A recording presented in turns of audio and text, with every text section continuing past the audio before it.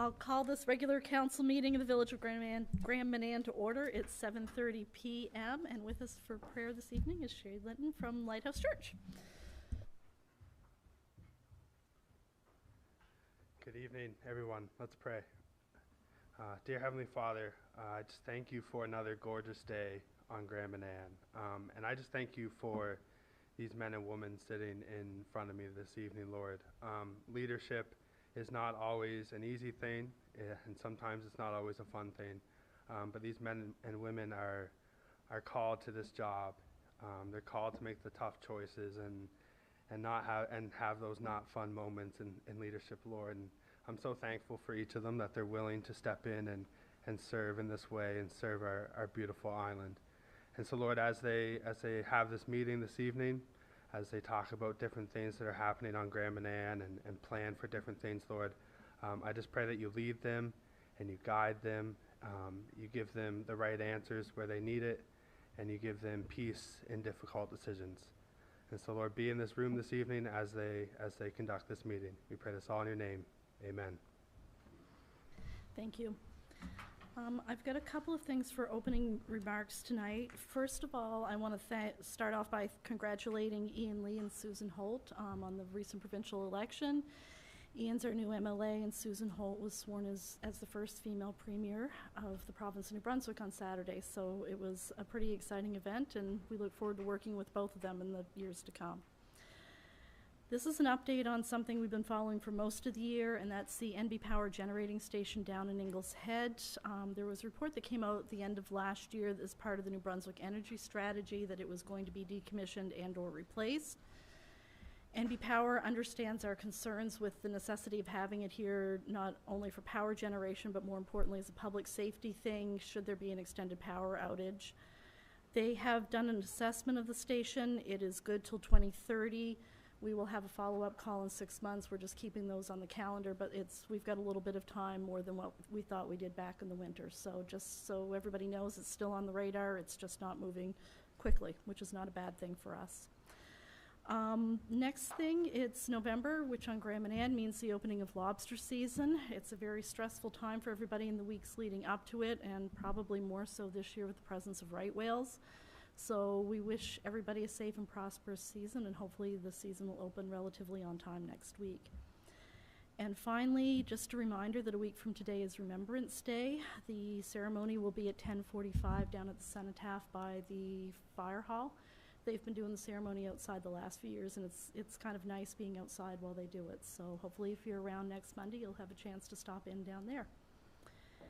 And with that, that's what I had for opening remarks. The next up is disclosure of conflict of interest. I have to declare on 17-1.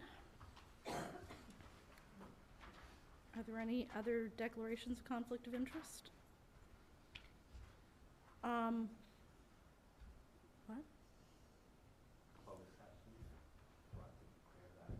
If you're going to declare, this is where you declare, yeah.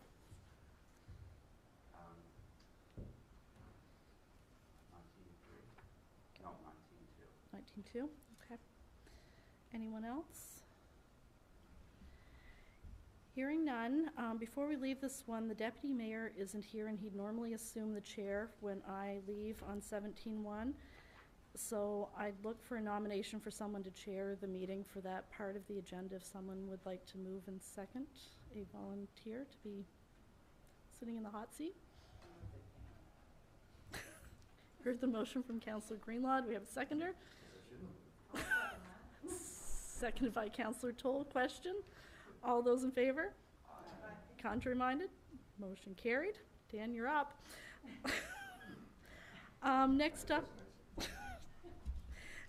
is adoption of the minutes. We had the regular council meeting minutes from October 7th, as well as a special meeting on October the 28th, and those were circulated in the package.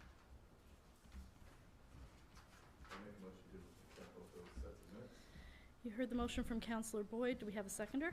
Second. Seconded by Councillor Greenlaw. Question? All those in favor? Aye. Contrary minded? Motion carried. Additions to the agenda. I have a post-it for transfers, which would be under 17.3, I think, if they're accepted. The first is to transfer 18.3, sorry. Is to transfer $230,918.79 from the general operating fund to the general capital fund. And the second would be to transfer $238,603.47 from the general capital fund to the airport line of credit. Say that number again. 238,603.47.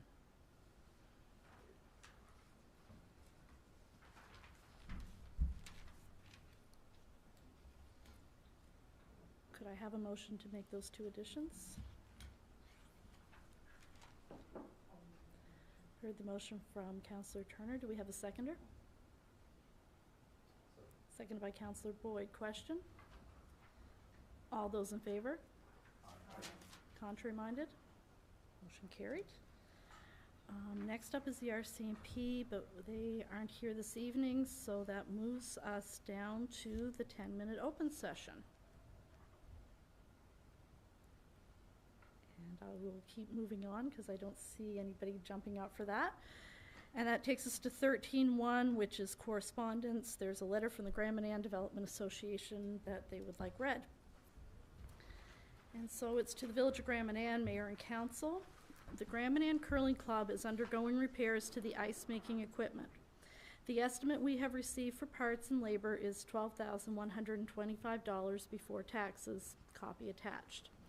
We have also incurred an expense for testing of the equipment at about $5,000. We haven't received that invoice yet.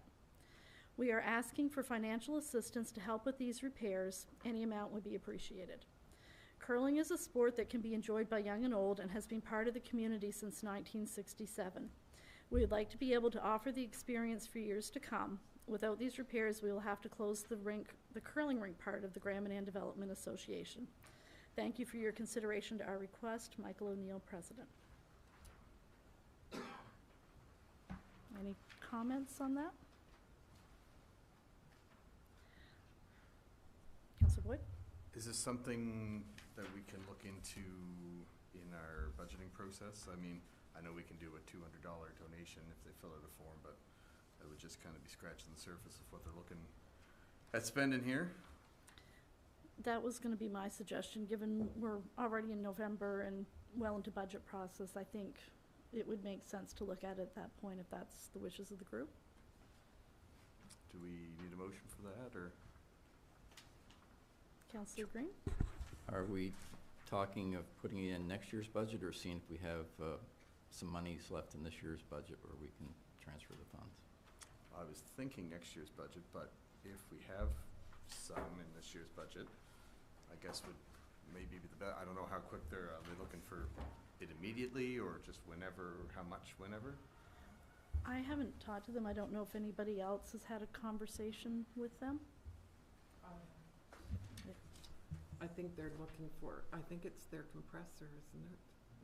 And, I mean, if they're gonna open, they'll need to have that fixed for the season, so I would think relatively soon,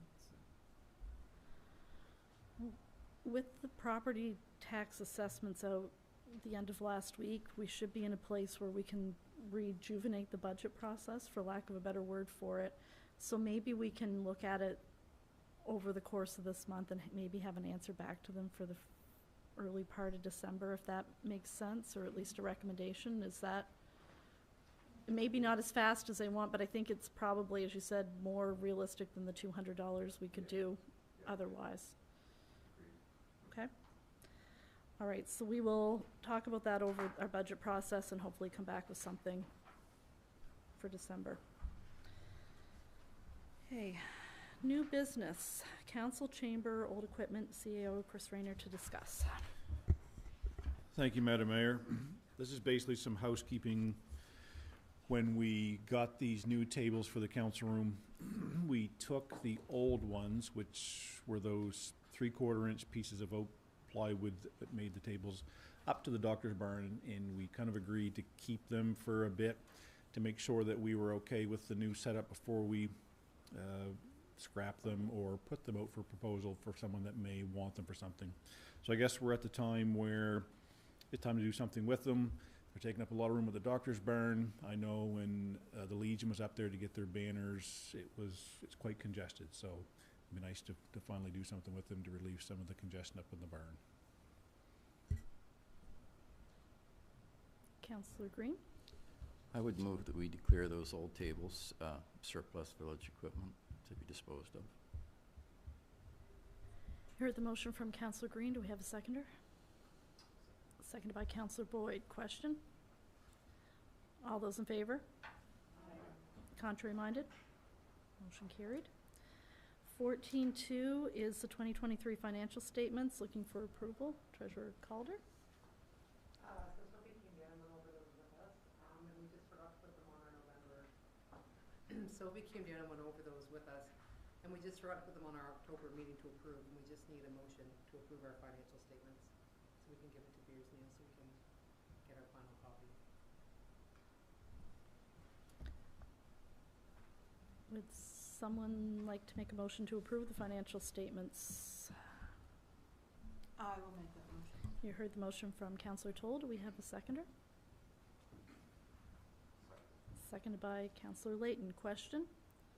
Councillor Green? When we went through it, there were a few issues that had to be clarified. Did they get rectified to your satisfaction? I think so. We've had a meeting with Bonnie about some of the transfer station situations and gotten back to Sophie. She gave us a list of recommendations to do, and we've implemented them all. But yeah, I think so. Yeah, because at one point it looked like someone was getting a very big salary when it was actually Yeah, several. she's putting that, she's reprinting those, yes. Any other questions? All those in favor? Contrary minded? Motion carried. 14.3 is housing grants. Xander Gopin from the Southwestern Brunswick Service Commission is here to talk about that. Thank you, Your Worship. And I think this is actually my first time officially being at Grand Manan Council. I've met most of you before, and I've been here and there, but first time officially being at Council. I wish I had an awesome update on the Housing Accelerator Fund. The only update I have is I have run into some of the CMHC folks at a conference last week, and they said they're hoping to have answers out by the fall. There was some communication with the underwriters on some applications for other municipalities that were far more complicated than Grand Manan's due to boundary changes. So Grand Manan, nothing changed with local governance reform, so data-wise it was straightforward, so I'm not surprised to have not heard anything specifically there, but I know they're with the underwriters, so fingers crossed on those federal funds. I do know that the province, through the Regional Development Corporation, has a fair amount of money they're looking to spend by the end of March, and that money can be used for pre-construction studies or capital for projects that are kind of already in works, and it's specifically for infrastructure. I have looked into this with Grand Manan, specifically because obviously there's the challenges of not having the public sewer and water system, and I'm pretty sure that RDC would provide funding, obviously for any type of road infrastructure, but also probably for septics, engineered septics if those were needed for a project. So I think there were some discussions, I can't remember how long ago, but the CAO and the mayor and myself, maybe some other folks, we met with Housing New Brunswick, which is the kind of provincial housing corporation, and they can help access provincial land. And there's a few sites that maybe had potential. And also the housing hub was there. There have been some personnel changes, but they can act as development support. So they can help with some of the applications, and their time would be paid for through the funding that you get. So I just want to remind everybody that those are out there, and I think you know, if you had a piece of land which you're like, well, the province owns this and we'd like to see what we can do there, then that's a really good candidate for the pre-construction studies. Those are pretty low bar to entry, and maybe you find out that, hey, there's a really good project here, and then you can get some of that capital funding. They are looking at prioritizing affordable housing projects. So that's there's not a whole lot on the horizon. I think everyone's just kind of hopeful for the Housing Accelerator Fund. Curious to see with a new provincial government if there'll be more different types of funding for things. So I'm keeping an eye on all of it. There is also the Federal Infrastructure Fund, which they're starting to release information on. So if there's, you know, that one I'm not nearly as sure because I haven't had the conversations with people yet, but part of my role as a housing specialist with the Service Commission is just kind of keep an eye on everything, and if I see opportunities, I'll bring them forward. And if there's any way that I can help with those, I'm here to help. So that's it really on the housing side of things. I'll be back up to talk about other stuff, but if there's questions on that, happy to answer. Questions or comments? Sandra, we never did hear back on that surplus property that DTI has, did we? No, I don't remember where that got left. No, there was 2 or 3 pieces that we identified Yeah. and inquired, but never ever did get an answer. Okay, well, it might be good to follow up, especially now that there's a new government. I'll go back into my email and take a look. There also were those, that might have been right around when there were personnel changes at the housing hub. So Milan, who we met with, she's no longer there. So that, I don't know if that got wrapped up in it. So, but I'll double check on those. Anyone else? You're off the hook for a couple minutes. All right, I'll be back. Okay. Sure I'm not skipping. 14.4 is tourism levy. This is something we've tossed around a little bit, but it really came up a couple weeks ago when we had a review of the Regional Service Commission budget, because one of the things that we are contributing towards is a regional tourism fund. And there are 2 other municipalities in the region that have a tourism levy, which is basically anytime you're in a hotel, if you look at your bill down on the bottom, a lot of times it will say marketing levy or some wording like that. It's just a percentage of the stay.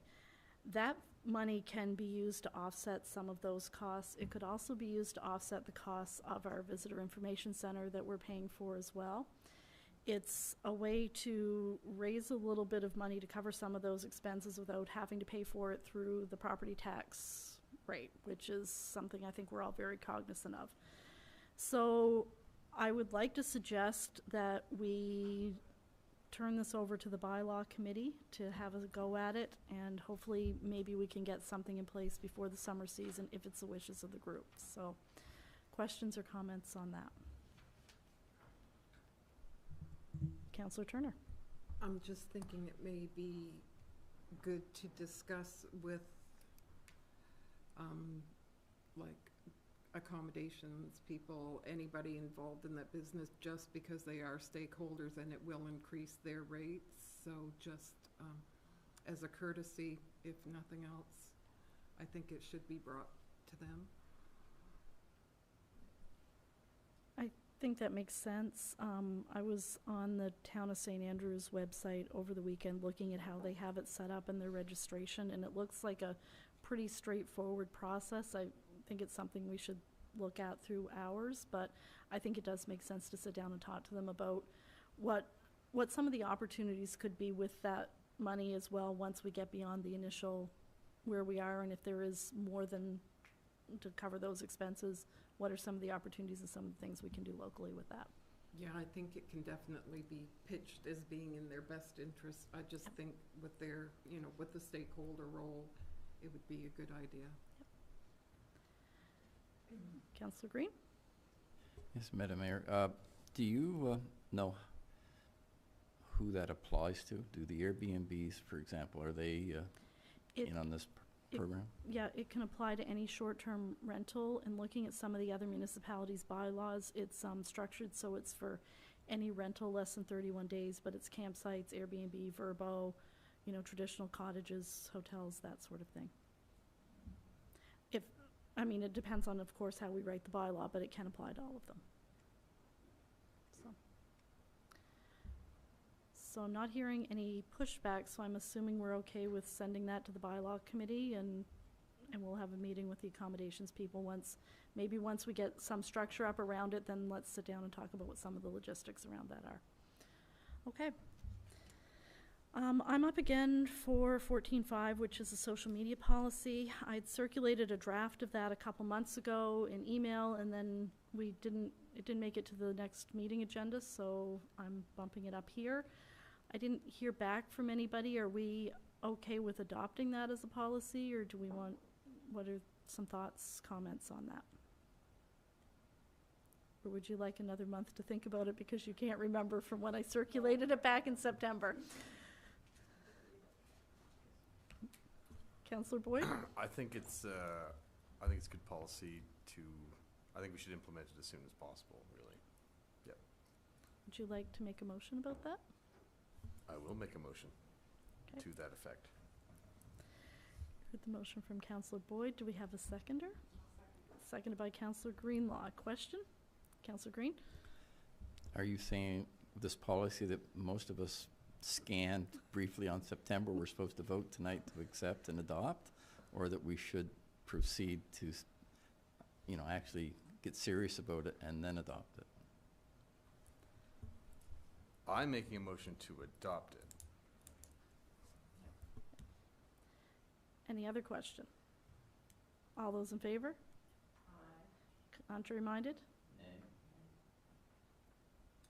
Oh. I remember seeing it.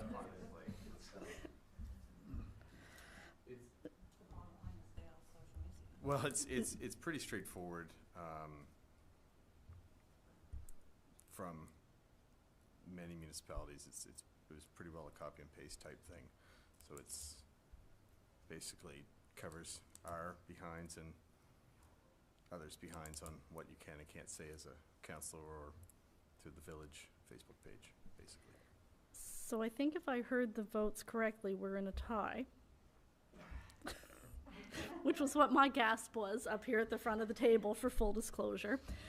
So I'm going to vote in favor of the motion. But if there's changes that are requested, it's a policy, not a bylaw, so it can easily be changed if you want to read it and make some suggestions to it. But in the interest of moving it forward, I think it's good if we implement it now. So, okay, that was a little stressful for me all of a sudden there. 14.6 is the Mill Hill right-of-way. Discussion, Councillor Layton. Thank you, Madam Mayor. Mill Hill, it's been a talk of conversation around the community for probably many years. There's always been a discrepancy with the right-of-way. The Village of Grand Manan, let me back up a little bit. From the intersection of the Whistle Road and Route 776, the first 720 feet is a 33-foot road. It's unknown, after the 720 feet, you drive onto the Village of Grand Manan 66-foot right-of-way, which takes you up to the top of the hill. But the landowners in previous years couldn't agree to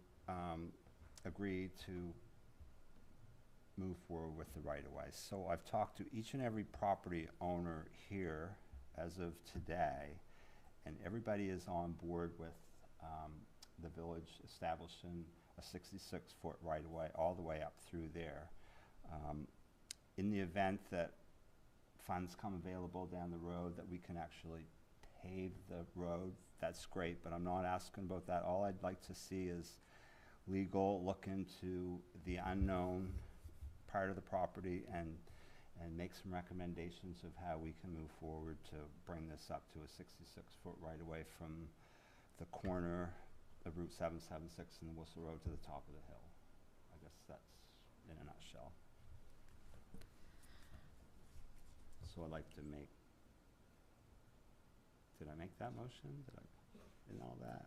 I'd like to make a motion that that staff reach out to legal counsel and look into the possibilities of establishing a right-of-way. You heard the motion from Councillor Layton. Do we have a seconder?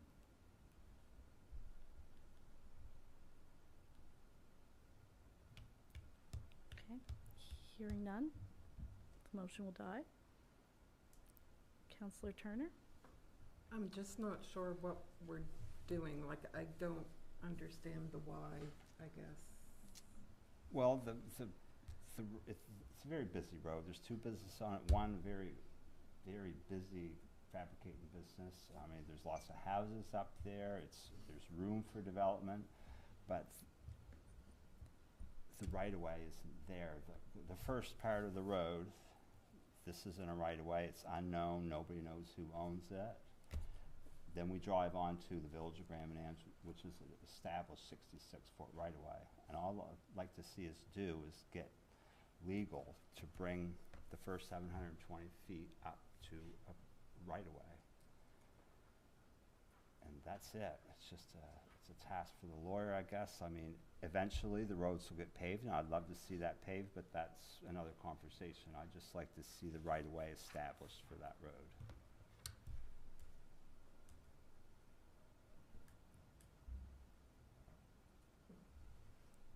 Anyone else? It's time to move. Like, this has been an issue for 20 years or more, and the landowners, none of them would agree to give up any of their land. Now, everybody's willing to give up their land. It's just a legal process to go through, right? And it'll establish the right-of-way, which we don't have. We got one to the top of the hill, but not, it's a bottleneck. It'd be nice to get it sorted, I think. The people that live on that road really appreciate council moving ahead with it. Counselor Boyd? Yeah, I've had conversations with some of the landowners, and like you say, there's been a little bit of momentum in years past, but then there's always one or two that don't. I wonder maybe, Councilor Layton, if we could get in writing from all those landowners saying that they do agree, and then come back, say in the December meeting, and try it again?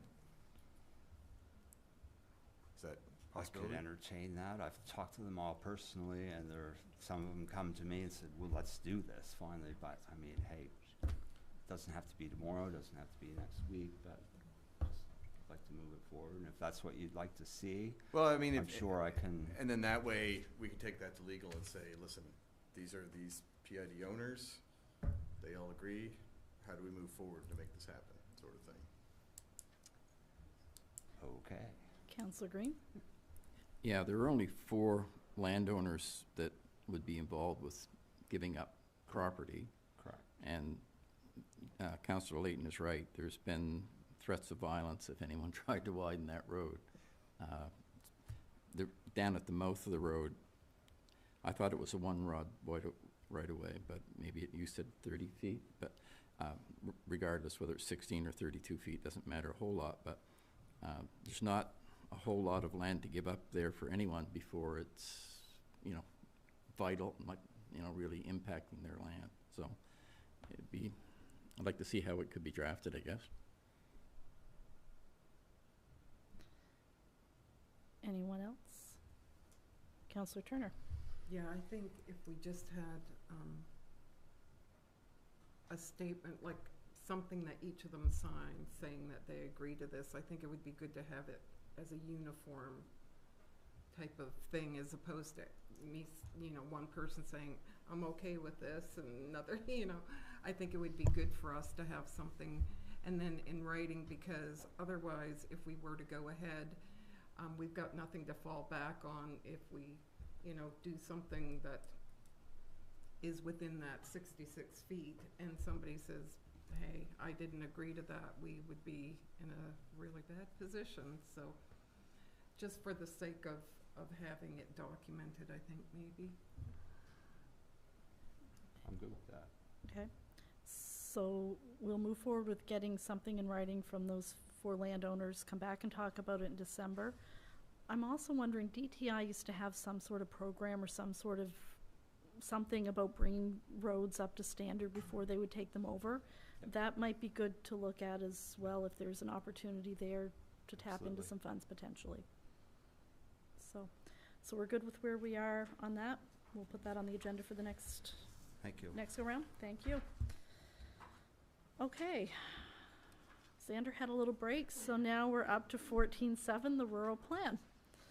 All right. Not to get involved in things I have no idea about, but just on that last conversation, I think part of the issue is that because the first part of the road is nobody knows who owns it, there's no legal right for anybody to get to the part of the road that the village owns, and so technically everybody driving on that part is trespassing, there's a number of mechanisms to get the land. It could be an expropriation, although that's kind of more extreme, working with the landowners and doing a subdivision, and I don't know if it's something you've talked about with our office at all, but we are very well versed on the provincial subdivision regulation, so we can definitely help with that as well. On to the rural plan. So the rural plan's been in effect. That was done by Dillon Consulting for a little over a year now. And I think we've found some issues with it. I think, Council, you've noted some issues as well. There's also some new provincial legislation that came in right after that bylaw was passed. They're called the Statements of Public Interest. They're regulation under the Community Planning Act. They deal with promoting efficient development of land use, focusing new development along existing infrastructure, aka public roads, and limiting, there's some other measures, but specifically gaps in the existing rural plan. One is limiting developments in flood-prone or natural hazard areas. It was surprising to get a rural plan that did not deal with coastal flooding in coastal environments such as Grand Manan. So if we do amend it, there's some things we need to bring up to the current standards, which are best planning principles and lead to efficient development. And if you're only developing off of existing roads, then you don't get some of these problems like you've got with Mill Hill right now, because who knows what happened back then.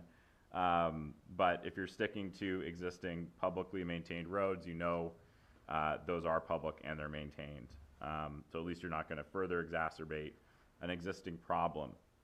So in looking at the plan, and we haven't really gotten too into it yet, this is just kind of our initial look. There's some changes to the zoning map, and I did bring a copy with me, which is a bigger copy.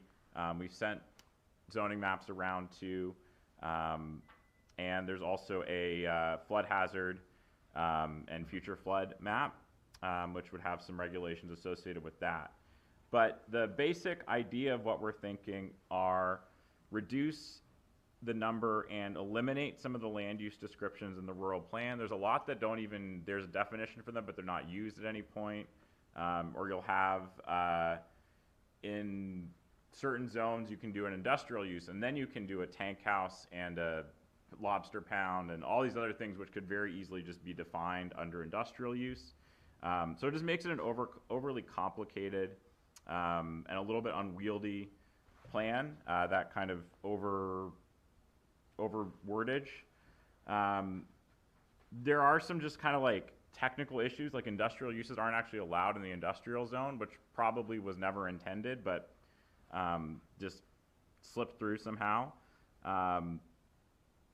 There's the minimum lot size standards do not match the current provincial lot standards for what is needed for septic and well separation. So yes, the Department of Public Safety is approving all new septics, but they tend to say, well, if there's a land use plan in place, we're pretty happy with working within that. And so you could have a situation where you have very narrow lots, and you could run into issues with water tables and public safety issues, public health issues. So we would say bring your lot standards up to the provincial regulations on new lots in unserviced areas, so it's acre lots basically. There would be provisions for existing lots. So if you have a lot that is smaller than an acre, it doesn't mean you can't develop it, as long as you can meet those public safety standards with septics and wells. I did mention the areas for future storm surges and coastal flooding. Typically, what you do with those is it's not necessarily you can't develop there, but if you're going to develop, you need to raise the land up to a certain height. You need to have critical electric, mechanical, and all your habitable spaces need to be above that elevation. And then what will visually look like the biggest change is in the current rural plan, if a property is touching a road, the entire property becomes mixed use. And you could have theoretically a commercial use or residential use that's on some of these properties kilometers away from the public road. And that can lead to all sorts of problems. It can be a big problem for public safety in terms of firefighter access. It can create lots of new infrastructure that then in the future becomes issues. So what really the statements of public interest push for are keep that type of development fairly close to the road, within 140 meters, so you can still have a couple lots going back. And then you're also preserving the areas further away from the public roads for resource development, forestry, gravel pits, types of things that you don't want near residential development. So that's when we look at your current rural plan, those are the directions that as planners we say this is the changes that we would advise. And we have started work on some of those maps, so I'll leave them here and you can look at them, and they are online too. We sent them around. We're not even close to passing anything yet. You haven't done first reading of anything. You haven't seen any new drafts. So super, super early stages. Once you decide you have a direction you want to go in and you do want to make some changes, we'll draft something up. You'll have a chance to review it. Myself or possibly Alex will work with you to make sure that it meets your desires and goals as council. And I think really what I'm talking about here, we're not significantly changing the rural plan. We're not going to change policies, except for maybe add some ones on coastal flooding. It's just tightening it up a little bit, making it a little bit simpler to administer. There's all sorts of conditional uses in it, which are complicated, and it can just be a little bit smoother and make development a little bit easier and less complicated here. So again, we would draft something, work with council once you feel fairly good about it. Then we start going to the public. Then we can go to PAC for their views on it, and that would be it. So you do your readings, and then it would be passed, and we have a new bylaw to work with. So if there's any questions on that process or issues that you have with the rural plan or things you really like about it, I'm happy to talk about those now, or I can leave the maps. You guys can have discussions and let us know what you want to do. Thank you. Questions or comments? We've got some members of PAC that are sitting around the table, which I'm trying not to make eye contact with them, and they're trying not to look at me.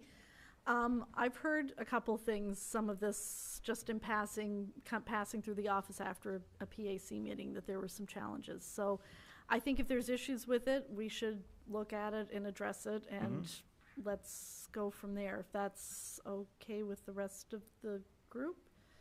So maybe the next steps are, if you leave the maps, we can have a look at them informally, maybe over the next little bit. And maybe once you're closer with the wording, maybe that's when we come back and we have like a more longer term type of meeting, like come for lunch, and we will work on through for a little bit and go from there. With it. Yep, that'd be great. And then go from there. Does that work for the rest of the group here? Are we gonna have to go through it line by line like we did this last version of the plan? Because what we've done, we're not like saying here's a brand new thing. We went through the plan and I have this version. It's highlighted. It's got cross throughs and comments. So that's kind of how we start. So, do you mean specifically at third reading, do you have to read the entire thing? No, before it got to first reading, we had like about 5 or 6 lunchtime sessions where we'd literally go line by line through the plan, and some of us, it's a little dry and crunchy, I'll put it that way. Yeah. It's gonna be up to you. It's your bylaw, you're passing it. Typically, councils are not going through line by line. That's the job you want to leave for your drafters. And you know, it's an important document. I've never, even the ones I've worked on, there's always something in there. It's like, oh, we missed that thing. There's a typo here. We got to come back and fix it. So even when you go line by line, it's pretty dry. You don't understand it very well until you start working with it, and then you start to see some of the challenges more clearly. Between Alex and myself, we have about 15 years of rural planning experience, and we're pretty familiar with, well, we're not islanders, so we're not going to say we're pretty familiar with Grand Manan, but we've been around, and we know some of the unique challenges that are here, and we understand them, I think, fairly well. And again, we're not going to take your current plan and completely tear it apart. The policies are fine. It's just some of the technical stuff. So I don't think you'll need to go through it line by line. I think we'll present something that says, here's where we made changes. Here are the changes we made. Do you like these changes? Because these are the changes that we know work with the current provincial legislation and our planning best practices. Yeah, so I don't think so. Okay. Yeah. I will be here until I'm on the 11:30 ferry tomorrow. So if anybody wants to just catch me before I go, you're welcome to. And just because I'm here, completely separate topic, I need to get some documents before I leave. Yes, So should I come back tomorrow once the office is open? sure, or we can grab them for you before, are you leaving right? I don't have to. If No, you I can stay stick till we around. go to closed session, then we'll get them for you then. All right, I'll do that. Okay, sounds good, because we have one more thing before that. Okay. Perfect, thank you, by the way, because I forgot about the documents as well. So that moves us up to 17-1. All right, well, this is a fairly simple one, I guess, was we're just going to be looking to approve to pay the following invoices. 17-1, General Operating Fund, Urquhart Quality Homes Fitness Center expansion for $10,400. Jet Pro Consultants, Inc., yearly maintenance for $4,051.95. Dutchman Contracting Limited, for DTI ditching for $7,408.88. Emerge, formerly Beers Neal, year end, $11,500. Morse Fisheries for tractor mower rental for $14,812. SD & Co. Limited for Fire Department for $1,928.55. Chandler Sales for Fire Department VHF for $4,445.44, a lot of fours. Michael Green Electrical Fitness Center expansion for $2,011.93. So we'll be looking for a motion to pay those funds. I'll move that we pay those invoices from the general operating fund. Thank you, Councillor Turner. Do we have a seconder? Seconded by Councillor Green. So, all those in favor? Questions? Questions for those? Seeing none, all in favor? Aye. All opposed? Motion's passed. We'll go get the mayor.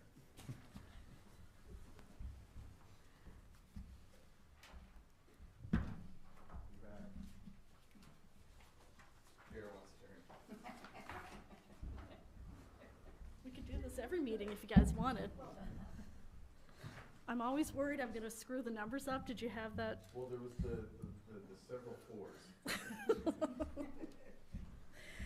Okay, so 17.2 is the General Capital Fund. There's an invoice from Brunswick Engineering for the airport hangar for $7,641.75. I'll move that we pay that invoice from the general capital fund. You heard the motion from Councillor Turner. Do we have a seconder? Seconded by Councillor Greenlaw. Question?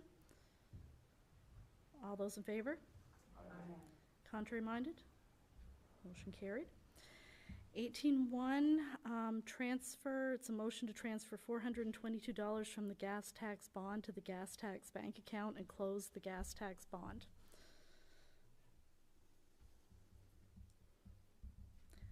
This was an account that our account manager has just had sitting with, that nothing's happened in it. It's been there forever, so. I'll move we transfer that $422 from the gas tax bond to the gas tax bank account and close the gas tax bond. Heard the motion from Councillor Green. Do we have a seconder? Seconded by Councillor Turner. Question? All those in favor? Contrary minded? Motion carried. 18.2 is a motion to transfer $6,929.75 from the Capital Reserve Fund to the General Capital Fund. I'll make that motion. Heard the motion from Councillor Greenlaw. Do we have a seconder? Seconded by Councillor Boyd. Question? All those in favor? Contrary minded? Motion carried. And then the two additions, the first one was to transfer $230,000, $918.79. I hope I said that correctly, from the general operating fund to the general capital fund. I'll make that motion. Heard the motion from Councillor Greenlaw. Do we have a seconder? Seconded by Councillor Turner. Question? All those in favor? Contrary minded? Motion carried. And then the final one is to transfer $238,603.47 from the general capital fund to the airport line of credit. You heard the motion from Councillor Turner. Do we have a seconder? Seconded by Councillor Greenlaw. Question? All those in favor? Contrary minded? Motion carried. Next up is closed session. We have 4 items to discuss there. The first is personnel code of conduct. 19.2 is personnel public works supervisor. 19.3 legal. It's the DTI public works contract. 19.4 is financial airport hangar update. Motion to go into closed session? Motion by Councillor Boyd. Do we have a seconder? Seconded by Councillor Turner. Question? All those in favor? Contrary minded? Motion carried.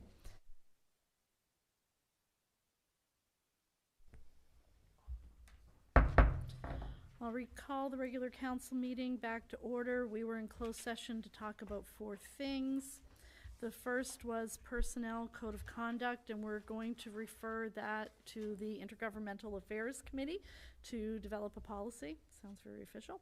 19.2 was personnel, the public works supervisor position.